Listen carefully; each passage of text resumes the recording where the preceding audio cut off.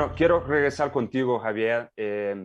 Yo creo que todas las empresas no hemos estado pensando qué vamos a hacer con nuestras oficinas, ¿no? Las achicamos, las agrandamos, cambiamos, hacemos un espacio más colaborativo, nos vamos 100% a home office y obviamente una gran opción y, por ejemplo, en nuestro caso, en Betterfly, es la que usamos es tener un coworking, ¿no? Entonces, nosotros sí somos del trabajo híbrido y somos muy creyentes que este contacto físico sí ayuda mucho a generar cultura, a generar comunidad.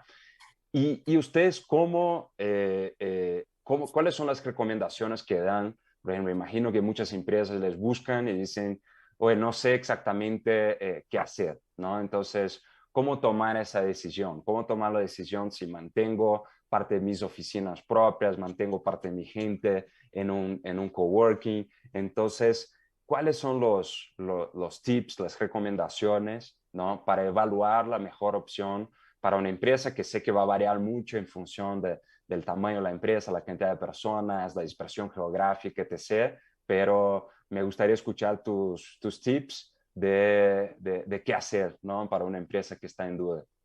Claro, Lucas, muchísimas gracias. Y me encanta todo lo que estoy escuchando aquí de mis copanelistas, porque creo que estamos abordando el tema del trabajo desde muchos ángulos.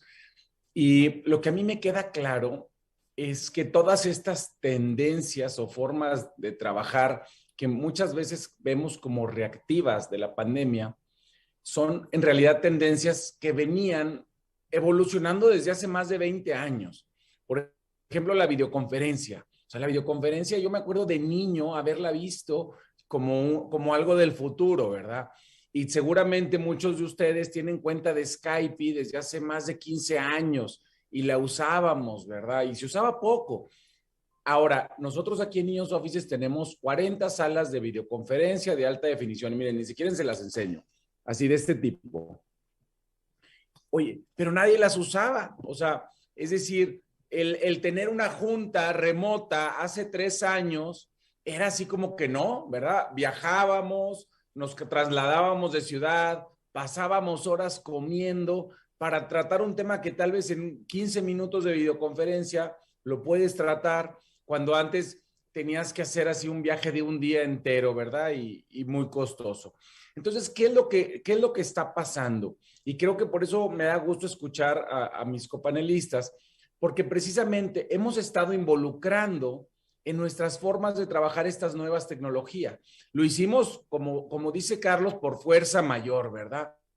Sin embargo, las tecnologías ya estaban. El correo electrónico, el instant messaging, las videoconferencias, ya había muchas formas de colaborar de manera remota. Ahora las estamos adoptando, ahora sí que como parte de nuestras vidas diarias. Entonces tú me preguntas, ¿cuál es el futuro del trabajo?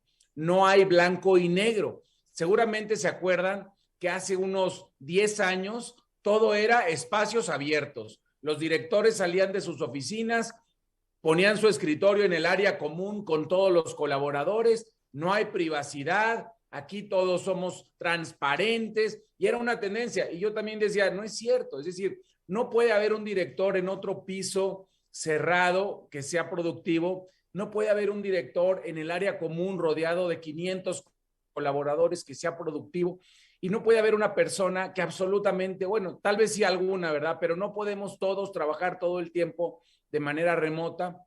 Entonces, ¿qué es lo que está pasando? Pues estamos llegando a entender que a veces eres más productivo si estás en un área común rodeado de gente, a veces eres más productivo si estás solo en un lugar privado, de manera interrumpida, haciendo tu trabajo. A veces eres más productivo si te vas y te sirves un café en la cocina y empiezas a platicar con el de al lado. A veces eres más productivo cuando te quedas en casa, evitas el tráfico, evitas un viaje, no pierdes tiempo. O sea, todas estas formas son formas productivas de trabajar y cada quien en su disciplina, es decir, si eres un contador, un mecánico, un científico, cada quien en su disciplina tendrá que irse moldeando a distribuir sus horas semanales en horas de estar frente a frente con alguien, en horas de estar solo en una computadora, en qué juntas sí puedo tener por video y cuáles es mejor sentir a la persona, porque a veces quizás suena chistoso, pero cuando vas caminando a la cocina o al baño afuera de la sala de juntas, es cuando se toman las decisiones, cuando se llegan a los acuerdos. Entonces, no todo puede ser en una videoconferencia, no todo puede ser por email, no todo tiene que ser en la oficina.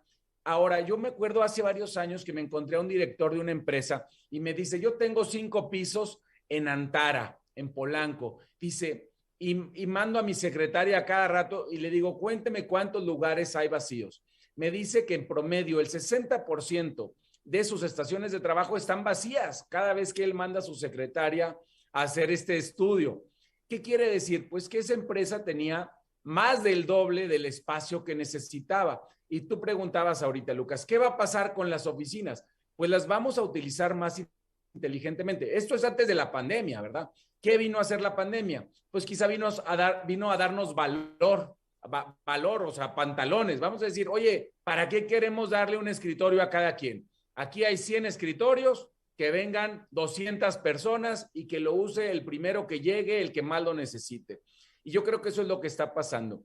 Siempre la oficina va a seguir siendo un lugar o algún lugar común, no tiene que ser una oficina o no tiene que ser un edificio, pero los humanos sí somos seres sociales y sí nos gusta interactuar, como dices tú, aquí en IOS Offices se ve, como dice Carlos, a veces el clima familiar no te permite trabajar de manera productiva y todo eso que dice él, el home office no necesariamente es barato, como lo vieron al principio algunas empresas diciendo, ay, mira qué padre, nos vamos a quitar todos estos costos. No, la silla, el aire acondicionado, el internet, la tecnología, todo cuesta, el espacio en tu casa cuesta.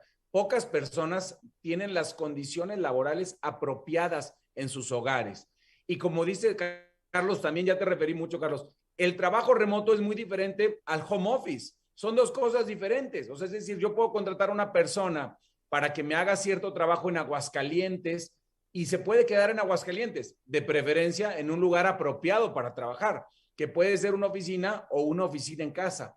Pero no es lo mismo el trabajar encerrado en tu closet, porque es el único lugar tirado ahí en el piso en donde no te interrumpen, o adentro del carro, porque no puedes tener una videoconferencia sin que te interrumpa tu familia, entonces van y se meten en el carro. Entonces hay que poner en la balanza todas estas alternativas de formas de trabajar, porque sabes que ya existían, o sea, desde hace décadas o 10 años vemos aquí en México gente trabajando en un Starbucks, ¿verdad? Oye, ¿es un lugar apropiado para trabajar? Pues depende para qué. Si quieres mandar un FedEx, pues no es un lugar apropiado para trabajar, ¿verdad? Si quieres tener una junta y de repente oyes la licuadora y no puedes hablar bien o una llamada, pues entonces tenemos que ir encontrando diferentes lugares para trabajar. Ah, buenísimo, buenísimo tu punto de vista, Javier. Muchas gracias por compartir. Me dio risa la del carro porque sí, sí ya me ha tocado algunas veces. No sé si a los demás también.